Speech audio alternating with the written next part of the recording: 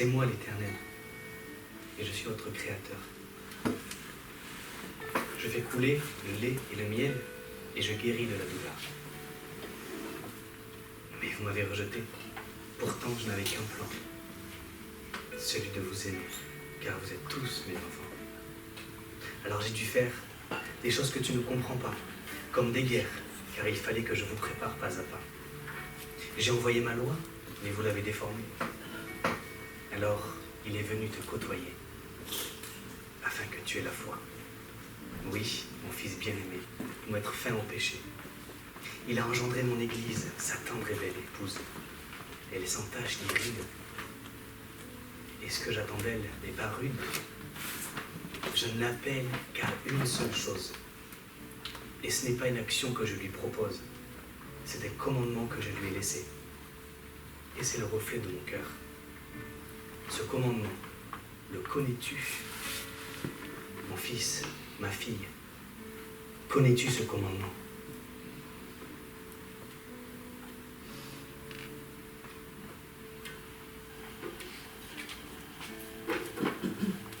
J'entends beaucoup de choses. Dans la parole de Dieu, il y a beaucoup de choses. C'est un livre immense. Souvent on s'y perd. Souvent on croit s'y être retrouvé. Jusqu'à la prochaine lecture qui nous montre qu'on n'a pas tout compris. Parfois on trouve des choses que notre âme cherchait, la condamnation, la colère. Parfois elle nous bouleverse, cette parole. Parfois Dieu nous bouleverse et il nous fait revirer de bord sur certaines de nos positions, sur certaines de nos attitudes. Mais qu'est-ce que Dieu attend vraiment de nous?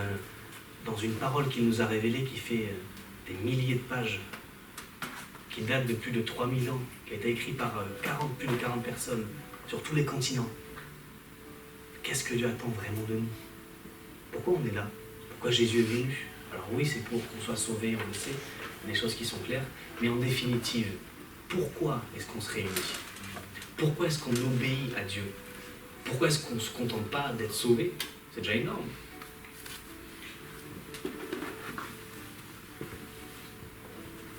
Quel est notre ministère commun à tous? Vous avez la parole. Quel est ton ministère, Jean-Pierre?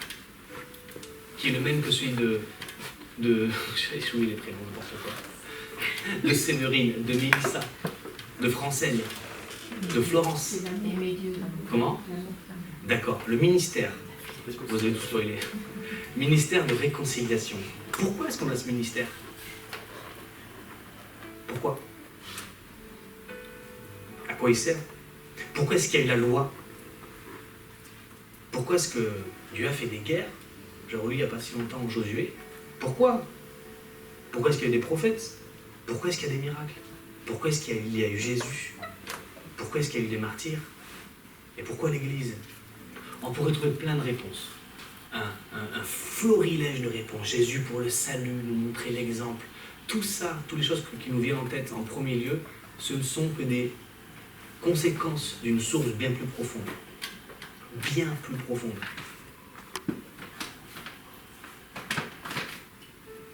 Et Jésus en parle.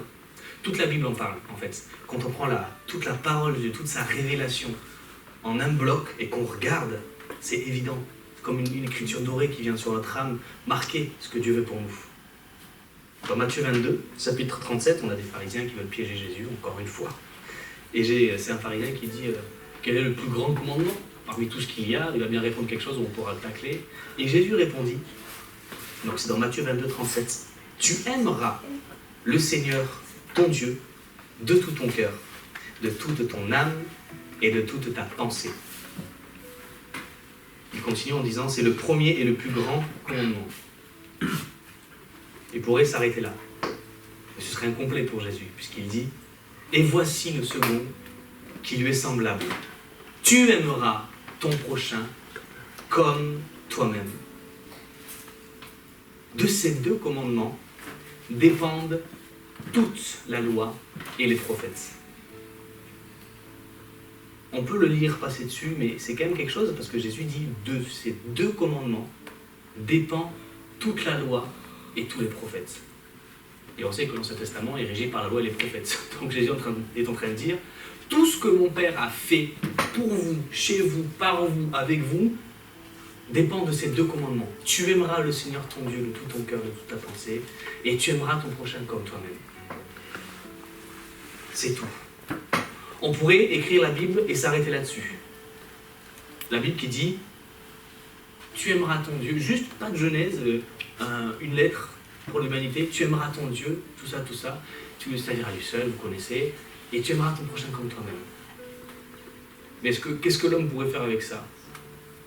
Dieu nous a fait la grâce d'écrire plus pour nous, de nous faire écrire plus, des choses un peu plus précises, dans des contextes plus précis. En plus, il se présente à nous, qui est ce Dieu que nous devons aimer. Mais la Bible se résume à ça, aimer Dieu. On complique tellement les choses. On essaye tellement de se glorifier avec des connaissances théologiques, il n'y a qu'une seule chose qui compte. Et tout notre raisonnement biblique, théologique, des enseignements doit reposer sur ce principe. L'amour, aimer Dieu. Ça replace tout au centre en fait. Et c'est la chose la plus importante, parce qu'on peut dériver comme ça. D'aller dans des petits recoins de l'Ancien Testament un peu sombres, où on fait des grandes doctrines. Quand on arrive à comprendre que l'amour est le centre, on est guéri, on est prémuni, on est prévenu de toutes ces choses-là. C'est une des choses pour lesquelles nous avons besoin de comprendre qu'est-ce que Dieu veut pour nous. Ça nous protège, ça nous met entre parenthèses pour la chose importante. Un jour, vous ferez l'expérience, quand il y aura des étoiles, mettez-vous debout, ou allongez, peu importe, vous regardez une étoile et vous la fixez fermement pendant une petite minute, sans essayer de cligner les yeux. Vous verrez, toutes les étoiles en périphérie vont disparaître. Vous aurez une illusion, toutes les autres étoiles vont disparaître. Il n'y aura que celle que vous regardez qui sera là. C'est ce que nous devons faire avec Dieu. Et c'est ce que nous devons faire avec l'enseignement de Dieu, puisque ce Dieu que nous fixons, son enseignement est tiré, il y a beaucoup de choses.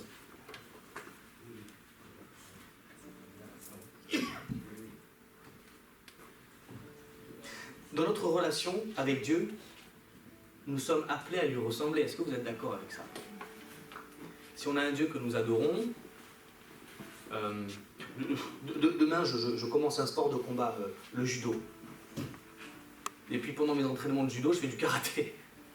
C'est pas régi par les mêmes règles, qu'est-ce qu'il y a quelque chose qui ne va pas. Donc quand on se positionne en tant que disciple devant Dieu, en disant je veux te suivre, en chantant ses louanges, en prenant position pour l'adorer, et qu'on n'essaye pas de lui ressembler, vous voyez quelque chose qui manque. Et si nous devons ressembler à Dieu, il faut savoir qui est ce Dieu.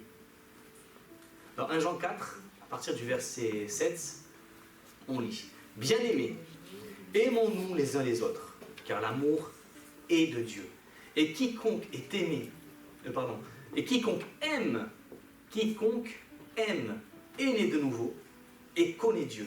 Celui qui n'aime pas n'a pas connu Dieu, car Dieu est amour. L'amour de Dieu a été manifesté envers nous en ce que Dieu a envoyé son Fils unique dans le monde, afin que nous vivions par lui. Et cet amour consiste non point en ce que nous avons aimé Dieu, mais en ce qu'il nous a aimés et a envoyé son Fils comme victime expiatoire de nos péchés. L'amour vient tellement de Dieu que ce n'est pas nous qui aimons. Il nous a permis de l'aimer en faisant le premier pas sur terre. Parce qu'il est venu en premier, il est le premier entre tous. Bien-aimés, si Dieu nous a ainsi aimés, nous devons aussi nous aimer les uns les autres. Personne n'a jamais vu Dieu. Si nous aimons les uns les autres, Dieu demeure en nous, et son amour est parfait en nous. Nous connaissons que nous demeurons en lui, et qu'il demeure en nous, en ce qu'il nous a donné son esprit. Et nous avons vu, et nous attestons que le Père a envoyé le Fils comme sauveur du monde. Et nous avons connu l'amour de Dieu, nous avons connu l'amour que Dieu a pour nous, et nous y avons cru. Et ma suite, là, le verset préféré. Dieu est amour, et celui qui demeure dans l'amour demeure en Dieu. Et Dieu demeure en lui. Tel il est, tel nous sommes aussi dans ce monde. C'est en cela que l'amour est parfait en nous, afin que nous ayons l'assurance au jour du jugement. Il y a beaucoup de choses écrites. Et ce que ça veut dire, c'est que Dieu est amour. Une fois, Bertie avait dit, Dieu n'a pas d'amour pour nous. Il est amour pour nous. Même quand on dit, cette source ne tarira jamais. Une source sur terre peut toujours tarir, parce que c'est un volume fini, une quantité finie. Dieu est une source, non pas un volume d'amour immense qu'on ne peut pas se représenter. Non, c'est même pas non plus Dieu un dispositif qui fabrique tout le temps de l'amour. Non, il est amour. Il est le concept même de l'amour. Si je vous dis la paix, est-ce qu'il y a de la paix? Ça ne se quantifie pas la paix. C'est un principe, on le vit ou on ne le vit pas. Mais Dieu est amour. C'est ce qu'il est. Et dans sa divinité, il est aussi éternel. Et là, on dit que celui qui est né de nouveau, c'est celui qui connaît Dieu, qui s'aime, et qui s'aime avec ses frères et ses sœurs. C'est pas compliqué. On ne nous dit pas, vous devez connaître tout sur la parole de Dieu, vous devez connaître, vous devez... C'est même pas ça. Quand on aime Dieu, nous sommes à notre place. Dieu peut donc nous prendre et nous mettre à une place qu'il veut que nous soyons. Peut-être érudits de la parole, d'accord. Et là, on aura une mission spéciale, spécifique. Peut-être... je ne vais pas tout énumérer, vous voyez de quoi je parle. Et on apprend aussi que tel il est, tel nous sommes. Sur terre, on est donc appelé qu'à une seule chose. En définitive, ça résultera qu'il y aura des choses spéciales à faire. Parce que Dieu il aime les choses qui sont éparses, qui ont des sensibilités différentes. Et il nous appelle à ça. Mais nous n'avons qu'une seule chose à faire, les amis. Nous aimer. C'est tout.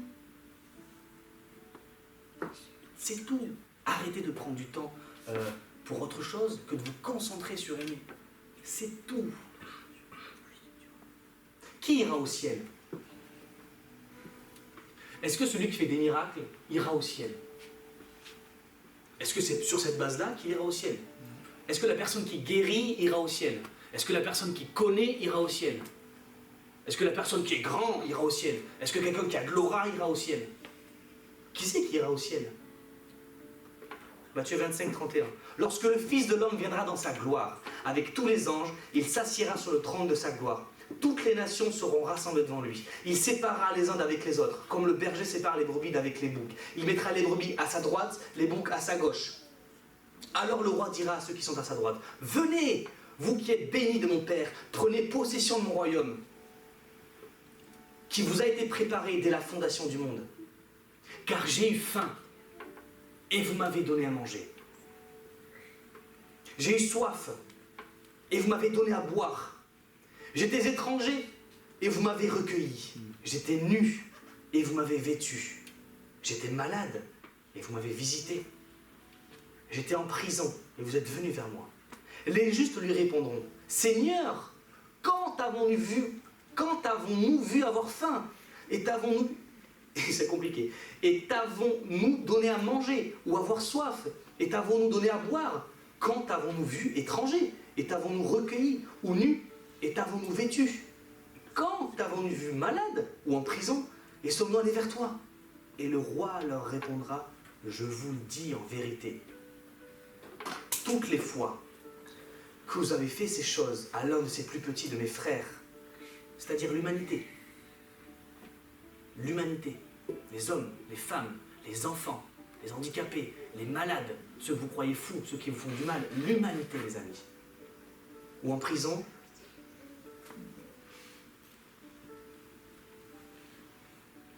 et le roi répondra, je vous le dis en vérité, toutes les fois que vous m'avez fait ces choses, que vous avez fait ces choses à l'un de ces plus petits de mes frères, c'est à moi que vous les avez faites. Ensuite, il dit au bouc la même chose, qu'ils ne l'ont pas fait pour lui. Et il lui dit, mais quand est-ce que nous n'avons pas fait ça? À chaque fois que vous ne l'avez pas fait pour les autres, vous ne l'avez pas fait pour moi. Et vous connaissez ce qu'on retrouve aussi quand les gens disent, mais comment ça tu ne nous connais pas? On a fait des miracles en ton nom, on a chassé des démons, on a guéri. Je ne vous connais pas. Je ne vous connais pas. Il pourrait dire, pourquoi? Parce que vous n'avez pas aimé sur terre. Parce que je suis venu, j'ai donné mon fils pour que vous puissiez vous aimer. Et vous ne l'avez pas fait. Dieu nous appelle qu'à une seule chose, c'est aimer, rien de plus. C'est d'une terrible facilité parce qu'on se dit c'est pas possible, il y a plus. Jésus n'est pas venu sur terre juste pour qu'on s'aime. Ah si.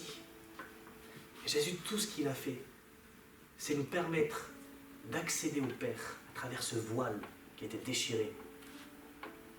Ensuite, il nous a envoyé l'Esprit Saint pour nous équiper, pour qu'on puisse le faire.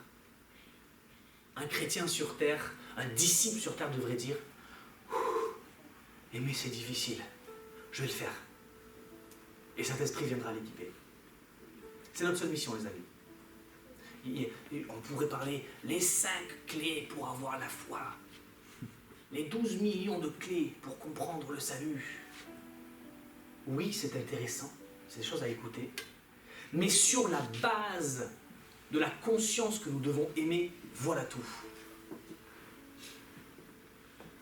Cette prédication ce matin, ce que Dieu m'a mis à cœur est super important parce que tout ce que nous avons déjà entendu dans le passé et ce que nous entendrons dans l'avenir doit reposer sur la vérité profonde de l'œuvre de Dieu dans nos vies. Aimer. C'est frustrant que ce soit aussi simple. On se dit, mais je ne peux pas faire quelque chose de plus. Non. Ce plus, je le ferai à travers toi spécifiquement parce que je t'ai choisi pour quelque chose de particulier. Dans ta vie, je veux que tu m'aimes, que tu aimes, et je te ferai parler. Je préparerai ton cœur pour parler à une personne. Parce que je veux que cette personne parle à cette personne, et cette personne à cette personne. Et ensuite, j'irai voir Nicky Cruz, et puis il se convertira et il amènera des foules à lui. Jésus, vous vous souvenez, quand il marche, quand il y a la tempête, Seigneur, la tempête, Jésus dormait. Pourquoi est-ce qu'ils ont surmonté ça? On devrait se dire, ils ont surmonté ça, il s'est passé des choses absolues et incroyables après ça. Non, non. Ils ont surmonté ça juste pour Légion. Ils n'ont pas recruté Légion la personne possédée par Légion pour faire des choses. Non, non. Parle à ton pays. Et ils sont repartis. Les choses extraordinaires que Dieu nous amène à faire, ce n'est pas les choses extraordinaires qui concernent un certain nombre de personnes. Oh, j'ai converti 2 millions de personnes. C'est pas ça les choses extraordinaires de Dieu. Les choses extraordinaires de Dieu, c'est faire les choses que Dieu nous a demandé de faire. C'est tout. Est-ce que Jésus aurait pu faire des choses de plus? Oui, il aurait pu le faire. Il aurait pu faire des choses encore plus nombreuses. Il aurait pu rester sur terre plus longtemps. Jésus. Il aurait pu faire un règne de 40 ans, puis après dire, bon, c'est bon, maintenant je me sacrifie. Pourquoi est-ce qu'il n'a pas fait ça, Jésus? On pourrait écrire des millions de livres. Mais la seule réponse est parce que c'est pas ce que Dieu voulait. Dieu a pris plaisir à faire ça en 3 ans de ministère, en reprenant son Fils, en envoyant l'Esprit Saint en nous demandant d'aimer.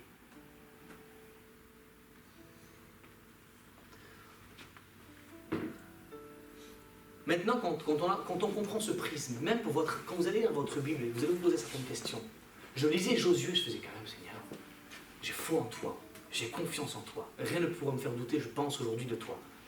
Mais quand même, Josué, c'est un peu chaud quand même.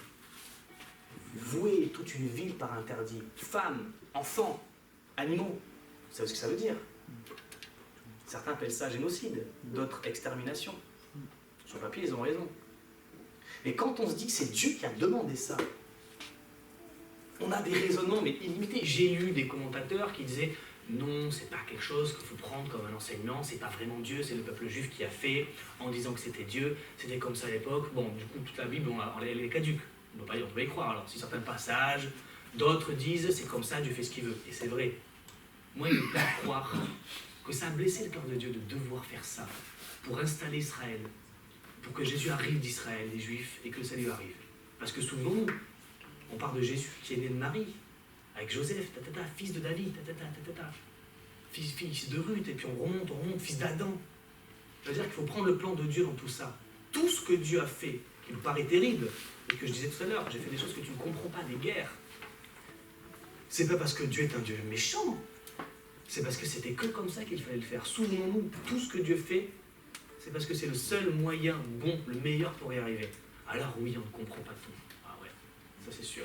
Mais quand on comprend que Dieu est amour, Souvenons-nous, hein, c'est pas une source d'amour où il prend des fois de l'amour pour arroser ses fleurs. C'est tout ce qui sort de lui est amour. Se mettre en colère, ça peut être de l'amour. Être triste, c'est de l'amour. Ça peut être de l'amour. Être doux, ça on comprend. Ça peut être de l'amour. Mais je dirais aussi être doux, ça peut être de la faiblesse, un manque d'amour. Vous comprenez ce que je veux dire? Quand un enfant fait quelque chose et qu'on a peur de se friter avec son adolescent et qu'au lieu d'être cadrant, parfois en colère, on est un peu doux. Il y a peut-être un manque d'amour. Parce que regardons comment Dieu fait avec nous.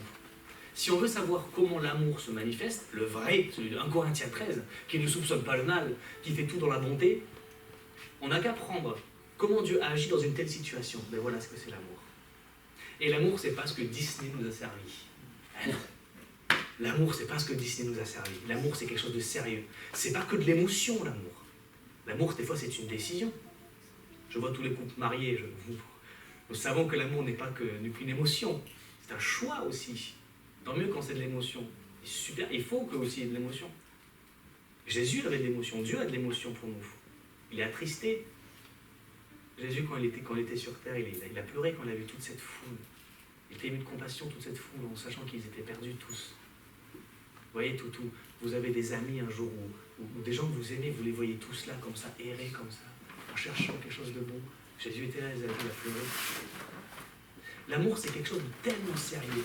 C'est compliqué de parler de l'amour aujourd'hui, parce que l'amour, c'est vraiment le truc pour les faibles. C'est le gros, c'est l'amour. L'amour, c'est quelque chose de sérieux. L'amour, c'est quelque chose qui tue des gens. L'amour, c'est quelque chose qui fait qu'on se sacrifie. Parlons de Paul, le grand misogyne de la Bible, selon certains. Parce qu'il dit, femmes, soyez soumises à vos maris. C'est vrai que dans le monde, c'est facile de prendre ça pour décrédibiliser. Mais Paul, le même misogyne, a dit, il ne l'est pas, hein, c'est les mots que... Marie, aimez vos femmes comme Christ a aimé l'Église. Et s'est livré lui-même pour elle.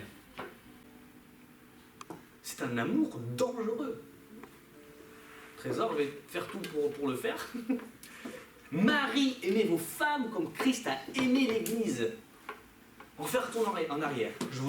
On le sait, Dieu, c'est 3 personnes. Le Père, le Fils, l'Esprit. Pas une personne avec 3 visages, 3 personnes distinctes. Hein. Mais soyez pas timides, on n'est pas polythéisme.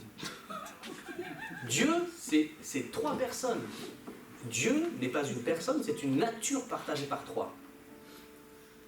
Peut-être vous posez une question, je reprends quelque chose d'autre. Comment peut-on se présenter comme l'amour, exister depuis l'éternité et être seul? Moi, je viens vers vous, je vous dis, j'existe depuis toujours. C'est-à-dire que j'ai préexisté à vous, je viens et je dis, je suis le meilleur débatteur. Je débatte bien, depuis l'éternité. Avec qui? Avec moi. C'est les pensées, ça, peut-être. Mais vous comprenez? On retrouve quelque chose de profond dans cette compréhension de la Trinité. Alors oui, c'est pas un mot dans la Bible, mais c'est une réalité que nous voyons, Père, Fils, Esprit. Nous voyons quelque chose de profond. C'est 3 êtres qui ont le même plan. Voilà pourquoi c'est pas du polythéisme. Pour ceux qui se poseraient des questions. Le polythéisme, c'est quoi? C'est Chronos, Zeus, ils ont un plan différent, ils se foutent dessus, ils se tapent, et il y en a un qui gagne et qui perd parce qu'il est plus puissant, plus malin. C'est pas comme ça avec Dieu. Ils sont 3. Prenez un cocon parfait là. Ils sont 3 depuis l'éternité, c'est-à-dire un temps passé qui n'existe pas à nos yeux. Ils ont toujours été 3 et ils se sont toujours aimés d'un amour parfait, inconditionnel, insécable, qui ne se coupe pas. Et ils ont toujours un plan parfait, c'est-à-dire, quoi qu'ils fassent, ils le font dans l'amour. Et depuis l'éternité, ils sont comme ça. Un jour, ils décident de nous créer parce qu'ils veulent aimer. On a fait notre histoire, etc. Bon. Oui, ça fait un peu loin.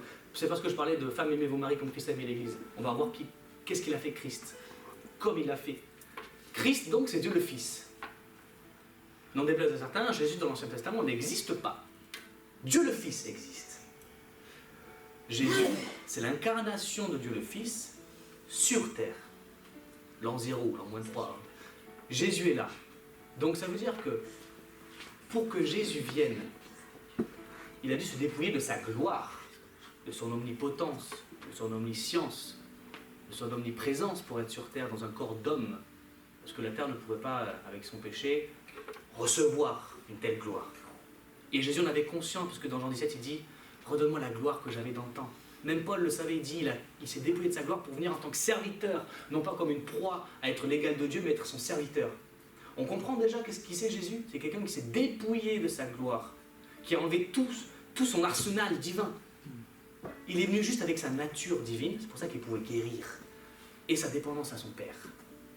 Vous imaginez tout ce qu'il a quitté pour nous? Marie, tout ce que vous devez quitter pour vos femmes. Ensuite, il est là, il dépend de son Père, il se recule dans les lieux pour être en communion avec lui, pour vivre, et il se heurte à l'humanité. Jusqu'à quand supporterai cette génération? Donc Marie, si vos femmes vous agacent, vous devez supporter, parce que Christ l'a fait. Il n'y a pas de débat. Ensuite, qu'est-ce que Jésus a fait? Eh bien, il allait jusqu'au bout. On dit souvent Jésus a donné sa vie. Non. Jésus a donné plus que ça. Il a donné sa gloire. Il a donné sa vie. Pas parce qu'il a donné sa mort. Sa vie pendant qu'il était sur terre. Ensuite, il a donné sa mort parce qu'il s'est sacrifié pour nous. Et ensuite, maintenant, aujourd'hui, il n'est pas sur les cocotiers dans le paradis, orteil en éventail. Il intercède pour l'Église. Il travaille encore. Donc Marie, vous êtes prêts à faire ça pour vos femmes? Vous êtes prêts à obéir au commandement de Dieu, à aimer? Si un mari ou si une femme n'aime pas son mari ou sa femme, comment on peut espérer dire « j'aime, je suis un disciple de Dieu » ? Alors si ce n'est pas le cas aujourd'hui, Dieu dit ce matin « raccommode-toi avec ton mari, raccommode-toi avec ta femme » parce que c'est le premier commandement. Jésus le dit. Si un homme dit qu'il aime Dieu mais qu'il hait son frère, c'est un menteur. Et quoi plus proche qu'un frère? Un époux ou une épouse? Les enfants. Oui, l'amour c'est difficile. C'est pas l'amour Disney, où il suffit de ressentir pour faire. L'amour est un choix. Dieu a fait un choix en envoyant son Fils. Et c'est le commandement nouveau que Jésus nous a laissé. Il part, je vous laisse un commandement nouveau. Aimez-vous les uns les autres. À ceux-ci tous reconnaîtront que vous êtes mes disciples. Vous voulez être disciple? Vous levez la main quand on dit dans une assemblée, qui veut être disciple? Le disciple, c'est ça, c'est celui qui aime. Et pour venir à la soumission de la femme, je ne pense pas, mesdames, que ce serait difficile d'être soumise à un tel mari, n'est-ce pas? Voilà. C'est juste ça que Paul dit. C'est très déformé parce que c'est le siècle où on peut le faire. Mais... ce qui est tabou, c'est pas la femme soumise, hein, c'est l'homme qui doit aimer Christ, aimer sa femme comme Christ aime l'Église. C'est ça qui est tabou. Hein. Messieurs, vous avez du boulot. Dieu nous demande qu'une seule chose. Il n'y a qu'un commandement. Tout le reste découle de ça. De ces deux commandements dépendent tout à l'heure les prophètes. Et on pourrait rajouter, enfin, on rajouter la parole de Dieu, mais de tous ces commandements dépendent toute l'action du Saint-Esprit dans nos vies. Pourquoi est-ce que nous lisons la Bible? Je vous pose la question, pourquoi est-ce qu'on lit la Bible? Sarah, pourquoi est-ce qu'on lit la Bible? Pour grandir dans la foi, pour connaître Dieu. Et pour aimer. Pourquoi est-ce qu'on fait un miracle? Mais ça, pourquoi est-ce qu'un jour Dieu prend quelqu'un pour faire un miracle? Et voilà. Tout ce que Dieu nous appelle à faire, tout ce que Dieu nous demande de vivre, c'est pas pour donner de l'argent à l'église. C'est pas pour être dans le confort que l'autre, on l'a converti, il pense comme nous. Dieu nous demande d'aimer. C'est tout. Quand on fait quelque chose, quand on comprend quelque chose de la parole, quand on prêche quelque chose de la parole, sans que le but ce soit d'amener les gens à aimer Dieu, c'est raté. C'est raté. C'est raté. C'est pas grave, mais c'est raté. À chaque fois que je prépare des prédications que j'ai dans mon cœur, j'ai toujours cette volonté, je mets tout ce que j'ai en tête sur le socle de glorifier Dieu, amener les gens à aimer le Père, pour qu'ils puissent comprendre la fonction d'aimer les autres. Rien n'est plus important, ça doit faire 28 fois que je le dis, pardon, rien n'est plus important qu'aimer. De même, vous voulez acheter une formation biblique pour quelque chose, vérifiez si vous aimez, si vous avez compris ce que c'est aimer. Vous allez gagner de l'argent, du temps. C'est bien les formations, hein, j'en prends une. Depuis 2 ans, c'est ma 3e année là. Et c'est ce qui m'amène d'ailleurs à comprendre ces choses-là. C'est évident, la Bible, elle crie « Aime-moi, je veux que tu t'aimes ». Et Jean 17, la prière sacerdotale, quand Jésus il prie avant de partir, qu'est-ce qu'il dit? Afin que tous, on va le lire. Après avoir ainsi parlé, Jésus leva les yeux au ciel et dit « Père, l'heure est venue, glorifie ton Fils afin que ton Fils te glorifie. Selon que tu as donné le pouvoir sur toute chair, afin qu'il accorde la vie éternelle à tous ceux que tu lui as donnés.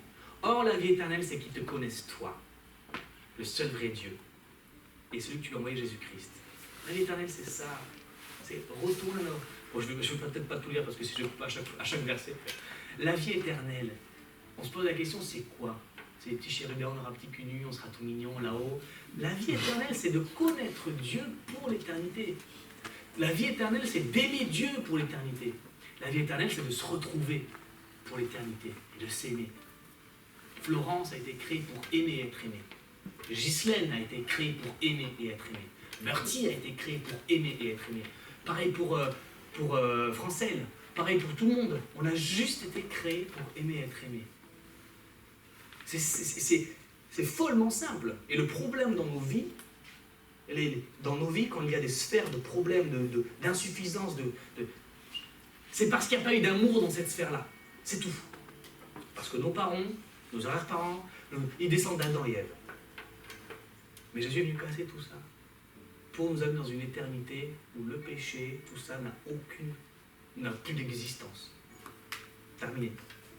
Bon, et ensuite, dans Jean 17, Jésus dit qu'il est venu pour unir, afin que toi, Père, et moi, ton Fils, comme nous sommes un, ils soient un entre eux. Jésus voit d'un meilleur œil notre unité dans l'amour qu'une église puissante, qui guérit, qui fait des miracles. Il préfère juste une église qui s'aime. Et s'il le désire, il va les utiliser pour faire des miracles. Qu'est-ce qui touche les gens à chaque fois? J'ai vu un miracle et je me suis converti. Hein? J'ai ressenti l'amour de Dieu. Ou j'ai vu cette personne témoigner de l'amour qu'elle avait. Le vrai miracle, c'est l'amour de Dieu. Il faut qu'on essaye de sortir, alors pardon de parler comme ça, mais il faut qu'on essaie de sortir de notre culture de protestants évangéliques, où tout est sentiment, tout est révélation. Je vais vous choquer ce matin et je suis très content de le faire. Il n'y a pas de révélation aujourd'hui. La révélation a déjà été faite. Ce chapitre est clos. La révélation se situe dans la parole de Dieu. C'était ça la révélation. Dieu nous a montré des choses de lui que nous ne connaissions pas. Révélation terminée. Lorsque vous comprenez un passage de cette révélation, ce n'est pas une révélation, c'est une compréhension. Parce que si on parle de révélation, on n'ira pas plus loin et vous vous mettez des œillères tout seul. Or, la révélation de Dieu est quelque chose d'immense, où les compréhensions se succèdent, se précèdent, et où on arrive à s'aimer, la révélation. Dans votre vie, Dieu peut vous révéler quelque chose que vous ne connaissiez pas. Oui, ça c'est une révélation, parce que vous ne le connaissiez pas. Mais sachez que la Bible est la révélation, il n'y en a pas d'autre. On peut comprendre cette révélation, on peut saisir quelque chose de cette révélation. Cette culture que nous avons protestante évangélique, il y a beaucoup de choses qui sont bonnes parce qu'elle est issue de réformes où on a compris des choses, où il y a eu des réformes, parce qu'on sort d'un millénaire où il fallait payer pour être sauvé, de notre argent. Donc c'est bien ça. Mais souvenons-nous que c'est l'homme aussi qui a engendré ces choses. Et il faut prendre ce qui est bon et enlever ce qui est mauvais. La puissance. J'entends souvent des prédications. Power, le feu de Dieu. Oui. Mais sur quelle base? C'est ça qui compte? Vous trouvez une église belle parce qu'elle a des miracles, il y a des millions de personnes qui sont là. Ouais. Une église est belle parce qu'elle s'aime. Le vrai miracle, c'est l'amour. Vraiment, il faut que, à partir d'aujourd'hui, qu'on puisse se dire, je vais le faire pour aimer. Je vais le faire pour aimer. Pas pour me montrer, pas pour me sentir dans un monde que j'ai toujours entendu. Toutes les cultures doivent être passées au rasoir de l'amour. Il y a des choses qui traversent, des choses qui ne passent pas. Et c'est la chose la plus importante, mes amis. Je vous assure, l'amour. La vraie puissance de Dieu se situe dans l'amour. Parfois cet amour, c'est colère. Parfois cet amour, c'est douceur. Parfois cet amour, c'est douleur. L'amour est quelque chose d'infini. C'est pour ça que Dieu est infini. C'est sa personne.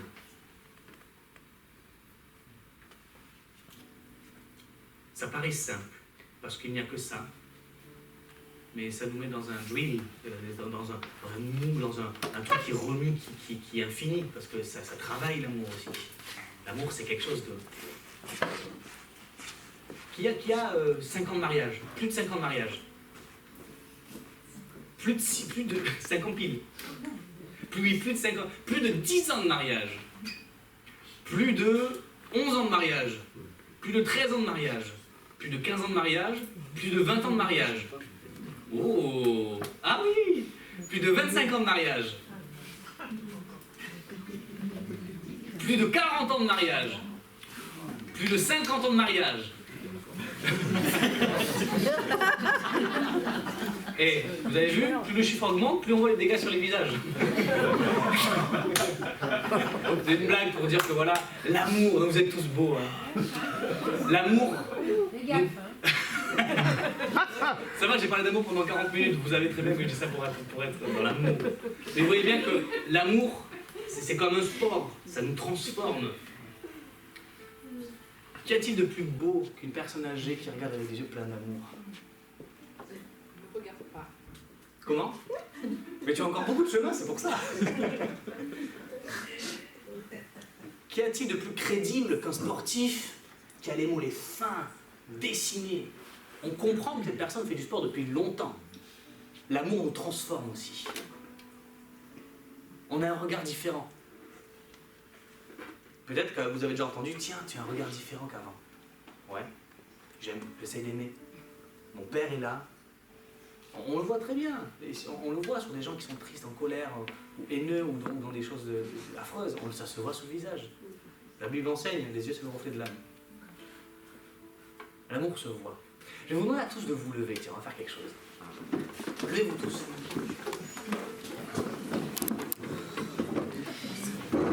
Regardez-vous, on va prendre 2 minutes là pour terminer sur ça. Regardez-vous tous dans les yeux. Allez-y, soyez pas timides. Regardez-vous tous dans les yeux. C'est difficile.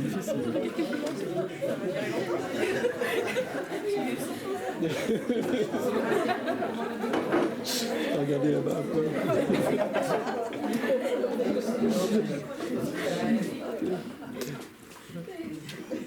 Vous aviez en face de vous, dans votre regard, l'image de Dieu. Souvenez-vous, quand est-ce que nous t'avons-nous donné à boire? Quand tu l'as fait pour cette personne sur terre. Vous avez en face de vous la possibilité d'aimer Dieu.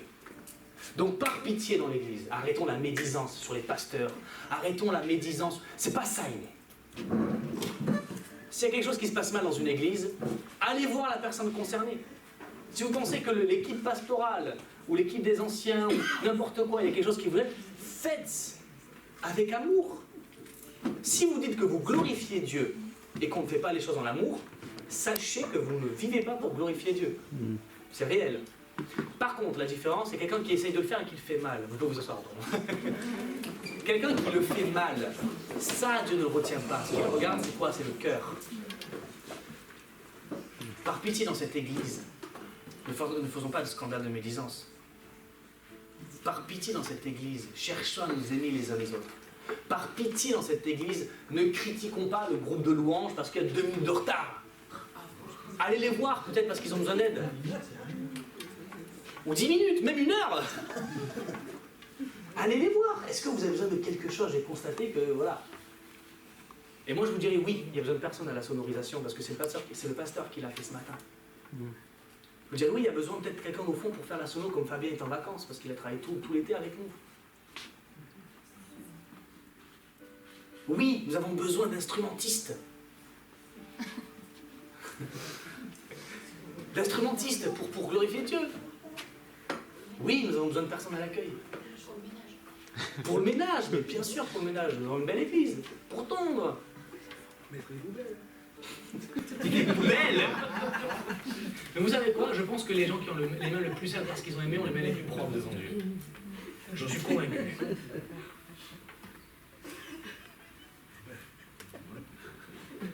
Aimer, c'est facile.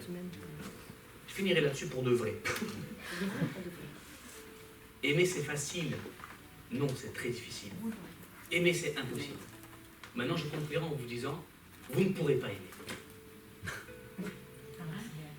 C'est bien la peine, mais tu as raison. Vous ne pourrez pas aimer. On doit ressembler à Dieu. C'est d'accord, on l'a vu au début, ça. Dieu est amour. Qu'est-ce que la Bible nous dit sur l'amour? 1 Corinthiens 13:30, quelque chose par là, 12. L'amour ne soupçonne pas le mal. Disqualifié. L'amour ne sert pas son propre intérêt. Disqualifié. L'amour espère tout. Disqualifié. L'amour espère tout, vous avez compris. On ne peut pas le faire. Voilà. Alors quoi qu'on fait? Eh bien, on dépend de l'Esprit Saint. C'est l'Esprit Saint qui nous équipe. Donc, la vraie conclusion maintenant, c'est bonne nouvelle. L'évangile est toujours une bonne nouvelle. Hein, souvenez-vous de ça, j'en ai parlé. Bonne nouvelle. Ce n'est pas un nouveau précepte, c'est une bonne nouvelle. Vous devez aimer. Et je suis mort pour que vous puissiez être auprès du Père. C'est fini, ça y est. Il n'y a plus d'enfer pour vous. Il n'y a plus de dimension éternelle où vous serez sans Dieu parce que vous ne l'avez pas choisi sur terre. Et en plus, je vous envoie Dieu l'Esprit, le Saint-Esprit, pour qu'il le fasse à votre place. Parce que si je suis venu vous sauver du péché parce que vous ne pouviez pas, continuez de vivre sans le péché, vous ne pourrez pas non plus. Donc ça aussi, c'est double salut, quoi. Le Saint-Esprit sera là pour vous. Donc bonne nouvelle, vous n'avez qu'une seule chose à faire, désirer aimer et le dire à Dieu. Il fera le reste. Peu importe les mots, peu importe le temps de prière, vous le dites à Dieu. Je vous garantis, faites ça 2 semaines, vous allez voir la différence. J'en suis sûr. Hein. Moi, je l'ai vécu. C'est la volonté de Dieu. Il va pas être là, oh non, maintenant qu'il a compris, je ne vais pas le faire. Ah non, il le fait. Il envoie son Esprit Saint dans nos cœurs, on comprend des choses. Ah bon, voilà. On peut m'arrêter là-dessus, sinon ça durera trop longtemps. C'est ton cœur que je recherche. Dès que le soleil se lève, je connais ta douce voix. Mon cœur ne brûle que pour toi. C'est toi seul que je désire. Même quand mes pensées chavirent, je connais ta douce voix. Jésus, tu m'attires à toi. Pour un cœur à cœur avec toi, Seigneur. Le reste perd en importance quand je suis là dans ta présence. Quand je suis là dans ta présence.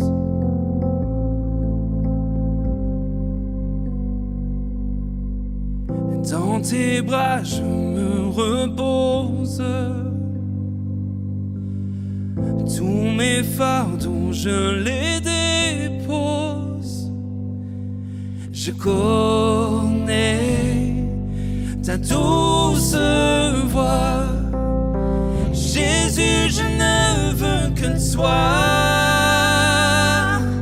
Pour un cœur à cœur avec toi, Seigneur. Le reste perd en importance quand je suis là.